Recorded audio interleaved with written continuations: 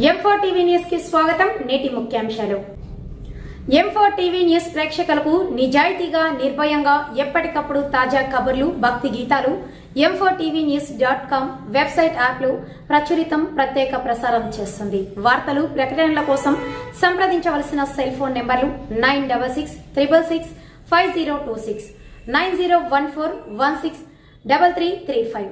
కుంటాల మండల ప్రజా పరిషత్ సర్వసభ్య సమావేశంలో పాల్గొన్న స్థానిక శాసనసభ సభ్యులు పవర్ రామారావు పటేల్. కుంటాల మండలంలో జరిగిన సర్వసభ్య సమావేశంలో స్థానిక ఎమ్మెల్యే పవర్ రామారావు పటేల్ ముఖ్య అతిథిగా పాల్గొన్నారు. ఈ మేరకు పిహెచ్సి వైద్య సిబ్బంది అందుబాటులో ఉండగా ప్రజలు అవస్థలు పడుతున్నారని ఎమ్మెల్యే దృష్టికి తీసుకువెళ్లారు. స్పందించిన ఆయన వైద్యం, విద్య తదితర అంశాల అధికారులు అందుబాటులో ఉండి ప్రజలకు సేవలు అందించాలని సూచించారు. లేనట్లయితే చట్టరీత్యా చర్యలు తప్పవని హెచ్చరించారు. ఇందులో MPP Apka Gajaram, vice MPP Monika Naveen, MPDO Devender Reddy, MRO Aziz Khan, MPO Rahim, PACS chairman Gajaram, సర్పంచ్లు, ఎంపీటీసీలు, వివిధ శాఖల అధికారులు ఉన్నారు.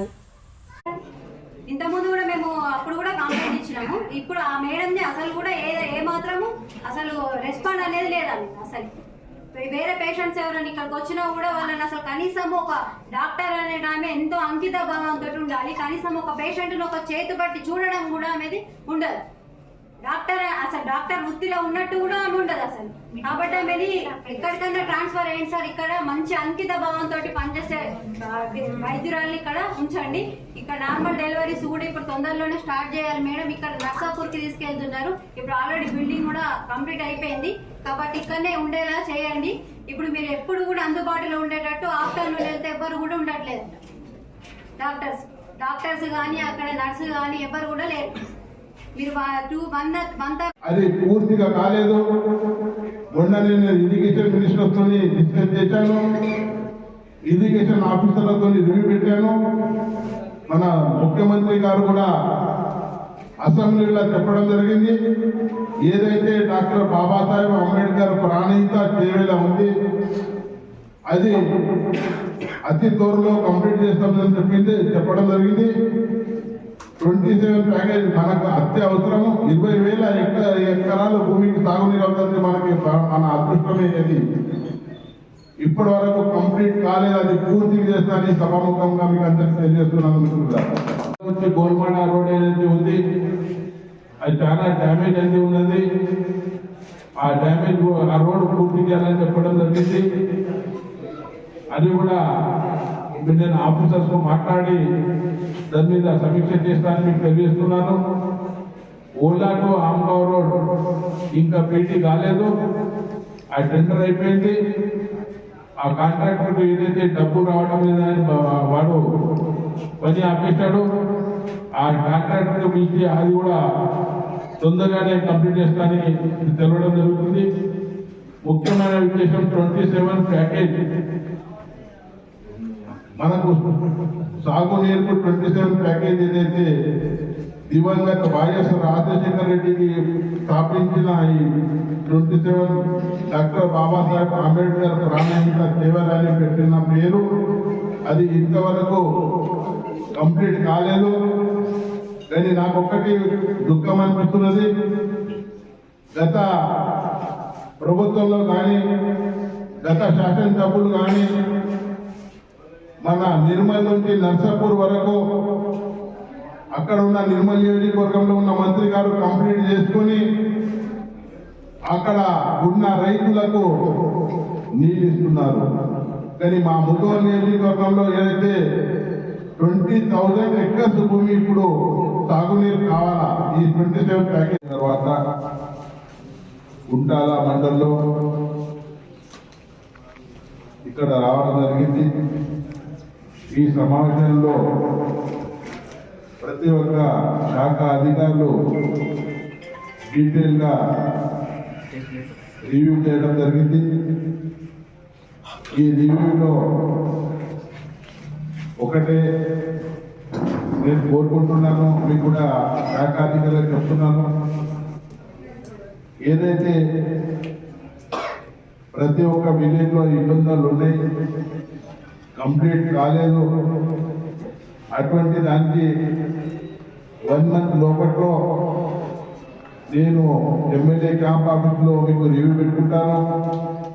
ఆ రివ్యూలో దీని గురించి పూర్తిగా వివరాలు ఇవ్వాలా, ప్రజాప్రతినిధులు మనకి ఏమేమి అడిగారో దాని విషయం కూడా పూర్తిగా రివ్యూ చేయాలా. ముఖ్య ఉద్దేశం అంటే పంచాయతీరాజ్ డిపార్ట్మెంట్ కానీ, ఇరిగేషన్ డిపార్ట్మెంట్ కానీ, దాని తర్వాత ఇప్పుడు మన ఊరు మనబడి ఏవి రాలేదు. ఈ ముగ్గురికి నేను రిక్వెస్ట్ చేస్తున్నాను. ఆర్డబ్ల్యూఎస్ వాళ్ళకు సమ్మర్ వస్తుంది, సమ్మర్లో ఎటువంటి నీళ్ళ కోత లేక చూడాలా. పంచాయతీరాజ్ డిపార్ట్మెంట్కు, ఇరిగేషన్ డిపార్ట్మెంట్ వాళ్ళకు కూడా చెప్తున్నాను. మన ఫ్లడ్ డ్యామేజెస్లో కానీ చిన్న చిన్న రిపేర్స్, గేట్ రిపేర్స్ అవి ఇవి ఏమన్నా ఉంటే, ఇప్పుడు సీజన్ వస్తుంది, వర్షాకాలం వస్తుంది, దానికన్నా ముందు కంప్లీట్ చేసుకోవాలా. టెండర్ అయినాయి, టెండర్ కాకుంటే నా దృష్టిలో పెట్టి మనం అవి కంప్లీట్ చేయాలని ఎడ్యుకేషన్ డిపార్ట్మెంట్ కూడా తెరవడం జరుగుతుంది. పంచాయతీరాజ్ డిపార్ట్మెంట్లో ఇంతవరకు ఎన్ఆర్ఎస్లో సిసి రోడ్డు దొరికినాయి.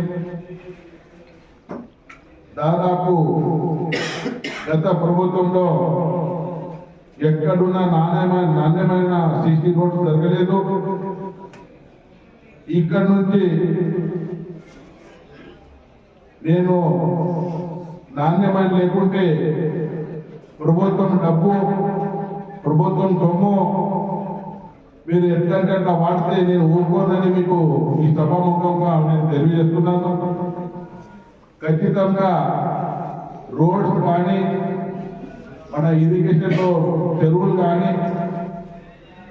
మన మషిన్ బాధ్యతలో చిన్న చిన్న పైపులు అవి ఇవి అనుకుంటా నీళ్ళు లేకుంటే కూడా నేను క్షమిస్తానని మీకు అందరికీ తెలియజేస్తున్నాను. మిత్రులారా, నాకు ఒకటే ఉద్దేశం ఉంది. భగవంతుడు నాకు 5 సంవత్సరాలు ఒక అవకాశం ఇచ్చింది శాసనసభ్యుడిగా.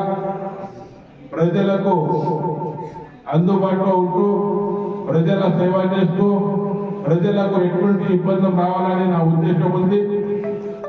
నేను ఏదైతే ఎలక్షన్ మేనిఫెస్టోలో వైద్య, విద్య, ఇరిగేషన్ గురించి నేను ఎక్కువ ఫోకస్ ఇచ్చాను, దాని మీద కూడా నేను ఎక్కువ ఫోకస్ ఇస్తాను.